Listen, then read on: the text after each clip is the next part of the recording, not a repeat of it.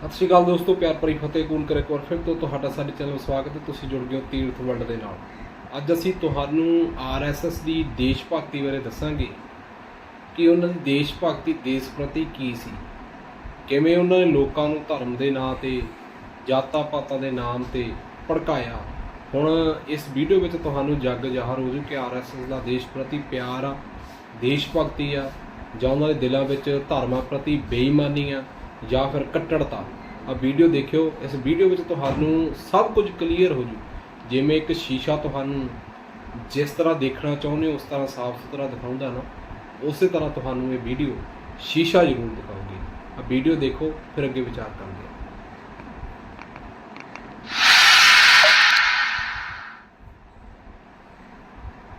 जिस बात को एक आम भारतीय समझता है उसे संघ इनकार करता है। आज एक आम आदमी से पूछिए कि इस देश में हिंदू मुस्लिम मंदिर मस्जिद के नाम पर बांटना क्या ठीक है, तो उसका उत्तर होगा कि लोगों को आपसी भाईचारे से रहना ही इन जकड़ों का विकल्प है। कुछ लोग अपना उल्लू सीधा करने के लिए ये दंगे भड़काते हैं, जनता को बांटते हैं। जब आजादी के समय से लेकर आज तक हिंदू मुस्लिम सिख ईसाई सब आपस में भाई भाई, ये सब बातें सबको जचती हैं। जब क्रांतिकारी शहीदों ने आजादी के समय लोगों को सांप्रदायिकता के खतरे से आगाह करते हुए लोगों को मिलकर आजादी की लड़ाई के लिए संघर्ष करने की अपील की, तो उस समय संघ अपनी कट्टर हिंदू सांप्रदायिक नीति का प्रचार कर रहा था और आज भी कर रहा है। संघ के लिए देश का मतलब कट्टर हिंदू सांप्रदायिक लोगों का देश है और इसके दायरे में अन्य धर्मों को मानने वाले तो दूर, खुद व्यापक आम हिंदू आबादी भी नहीं है। पिछली वीडियो में हमने बात की थी कि कैसे ये संघ गिरोह के लोग देश की आजादी में भाग न लेते हुए माफीनामे पर माफीनामे लिख रहे थे, और आज की इस वीडियो में हम जानेंगे आरएसएस के देश प्रेम का सच, यानी कि संघ गुरु के राष्ट्रवाद का सच।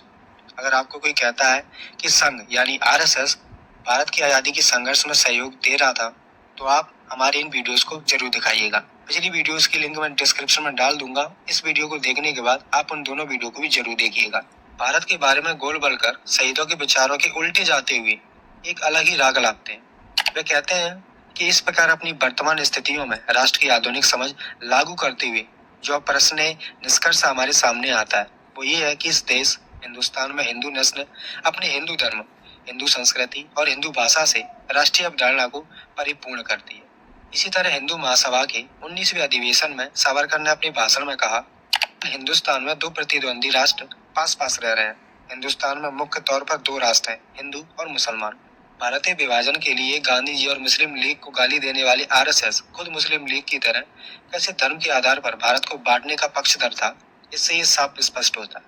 संघ जब पूरे देश में धर्म के नाम पर बांटने की अपनी घृणित राजनीति कर रहा था और उनके साथियों ने देश की आजादी में जनता को एकजुट होने और सांप्रदायिक झगड़ों से निपटने का ये रास्ता सुझाया। सांप्रदायिक दंगों पर सन 1938 में कीर्ति में उनका एक लेख छपा। उन्होंने लिखा कि लोगों को परस्पर लड़ने से रोकने के लिए वर्ग चेतना की जरूरत है। गरीब, मेहनतकश व किसानों को स्पष्ट समझा देना चाहिए कि तुम्हारे असली दुश्मन पूंजीपति हैं, इसलिए तुम्हें इनके हथकंडे से बचकर रहना चाहिए और इनके हत्थे चढ़ कुछ न करना चाहिए, चाहे वे किसी भी जाति, रंग, धर्म या राष्ट्र के हो। अधिकार एक ही है, तुम्हारी भलाई इसी में है कि धर्म, रंग, नस्ल और राष्ट्रता व देश के भेदभाव मिटाकर एकजुट हो जाओ और सरकार की ताकत अपने हाथ में लेने का यत्न करो। शहीद भगत सिंह जहां धर्म, जाति और रंग के झगड़े मिटाकर दुनिया भर के मेहनतकश लोगों को एक ही होने की अपील कर रहे हैं, वहीं आरएसएस और हिंदू महासभा लोगों को धर्म के नाम पर बांट रही है। आरएसएस संघ झूठ के प्रचार में हिटलर के प्रचार मंत्री गोलेवर्स की तरह ही ये चाहता है कि एक झूठ को 100 बार बोलो और लोग उसे सच मान लेंगे। लोगों का जीवन महंगाई से मुश्किल है तो लोगों के कानों में विकास का भोंपू बजाओ। लोगों को अगर रोजगार ना दे पाओ तो लोगों को स्किल इंडिया के राग सुनाओ। विदेश से पूंजी लाओ, पूंजीवादियों के लिए मजदूर कानूनों की धज्जियां उड़ाओ तो लोगों को स्वदेशी की धुन सुनाओ। दंगे करवाओ, हिंदू मुस्लिम को बांटो तो लोगों के सामने शांति के पथ का नाटक करो। दलितों पर अत्याचार करो और आपसी भाईचारे और समरसता की बात करो। महिलाओं पर अत्याचार करो और बेटी बचाओ बेटी पढ़ाओ का जाप करो। स्वदेश और राष्ट्र प्रेम की जुगाली करने वाले संघ की पैदाइश के समय से ही इसके आदर्श मुसोलिनी और हिटलर रहे हैं, जो मानवता के दुश्मन और द्वितीय विश्व युद्ध में लाखों कत्लेआम के जिम्मेदार थे। बीएस मुंजे आरएसएस से दृढ़ संबंध रखने वाला और हेगड़ेवार का परामर्शदाता था। आरएसएस को मजबूत करने और देश भर में फैलाने में उनकी भूमिका रही। 1931 में गोलमेज सम्मेलन से लौटने के बाद उसने यूरोप भ्रमण किया और इटली की यात्रा की। वहां वो कुछ महत्वपूर्ण सैनिक स्कूलों और शैक्षिक संस्थानों को भी देखा। फांसीवादी संगठनों से वो प्रभावित हुआ और उसने लिखा कि पूरे संगठन की अवधारणा और बलीला संस्थाओं ने मुझे आकर्षित किया। इटली के सैनिक पुनरुत्थान के लिए ये समूचा विचार मुसोलिनी की देन है। फांसीवाद का विचार स्पष्टता, जनता के बीच एकता की अवधारणा लाता है। भारत को और विशेषकर हिंदू भारत को हिंदुओं के सैनिक पुनरुत्थान के लिए ऐसे ही किसी संगठन की जरूरत है। डॉक्टर हेगड़ेवार के तहत स्वयंसेवक संघ संस्था इसी प्रकार की है, हालांकि उसकी कल्पना स्वतंत्र रूप से की गई है। मैं अपना शेष जीवन डॉक्टर हेगड़ेवार की इस संस्था के विकास और इसे पूरे महाराष्ट्र और अन्य राज्यों में फैलाने में लगाऊंगा। भारत वापस आने पर मुंजे ने द मराठा को साक्षात्कार यानी इंटरव्यू में कहा, वास्तव में नेताओं को जर्मनी के युवक आंदोलन और इटली के बलीला और फांसीवादी संगठनों का अनुसरण करना चाहिए। मैं सोचता हूँ कि विशेष परिस्थितियों को अनुकूल बनाकर भारत में लागू किए जाने के लिए वे बहुत उपयुक्त हैं। पूरी दुनिया जानती है कि जर्मनी के हिटलर और इटली के मुसोलिनी ने किस तरह से इन्हीं संगठनों का इस्तेमाल करके अपने देश में कत्लेआम करवाया था। भारत में 1933 में खुफिया विभाग ने एक रिपोर्ट प्रकाशित की थी, जिसमें कहा गया था, इस बात पर जोर देना शायद कोई अतिशयोक्ति नहीं है कि भविष्य में भारत में संघ वही होना चाहिए जो इटली में फांसीवादी और जर्मनी में नाजीवाद है। सावरकर 1937 में अपनी रिहाई के बाद हिंदू महासभा के अध्यक्ष बने। अगस्त 1938 को पुणे में एक सभा को संबोधित करते हुए कहा कि भारतीय विदेश नीति वादों पर आधारित नहीं होनी चाहिए। नाजीवाद का सहारा लेने का जर्मनी को पूरा अधिकार है और इटली को फांसीवाद का, और घटनाओं ने इसका औचित्य सिद्ध कर दिया कि ये वाद और सरकारों के एक रूप वहां उत्पन्न हुई परिस्थितियों के तहत अनिवार्य थे और फायदेमंद भी। 24 अक्टूबर 1938 को सावरकर ने एक भाषण में कहा, एक राष्ट्र उसके बहुसंख्यक निवासियों द्वारा बनाया जाता है। जर्मनी में यहूदियों ने क्या किया? अल्पसंख्यक होने के कारण उन्हें जर्मनी से निकाल दिया गया। संघ के देश में केवल वही रह सकता है जो कट्टर संघ भाजपा की हिंदू विचारधारा में हाँ में हाँ मिलाए।